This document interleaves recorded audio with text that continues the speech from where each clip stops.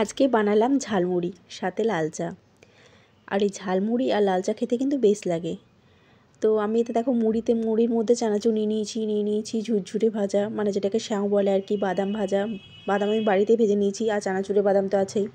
আচ্ছা, লঙ্কা কুচানো, নারকেল কুচি, মূলো কুচি, পেঁয়াজ কুচি, শশা কুচি। ধনে পাতাটা নেই কারণ ধনে পাতাটা ছিল কিন্তু দেখলাম একটু না হলুদ হলুদ হয়ে গেছে, আর টমেটোটা দিলাম না। ওপর থেকে দিয়ে দিয়েছি লেবুর রস। কিন্তু হান্সিকাকে আমি প্রথমে জিজ্ঞাসা করলাম, ও কিন্তু প্রথমেই বলে দিয়েছে খাবে না।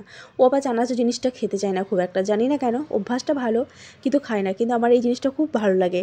আর খুব বেশি মনে পড়ে যায় জানো ওই ছোট্টবেলার কথা, মানে স্কুলের কথা। টিফিন পিরিয়ড হলেই না আমরা চলে যেতাম ক্যান্টিনে আর ঝালমুড়ি কিনে খেতাম। আর জানো তো, স্কুল ছুটি শেষেও যখন বাইরে যে ঝালমুড়িওয়ালা কাকু আসতো তাদের কাছেও ঝালমুড়ি খেতাম। কোনো দিন খেতাম ফুচকা, কোনো দিন ঝালমুড়ি, কোনো দিন তেঁতুলের আচার। কত ভালোই না ছিল দিনগুলো।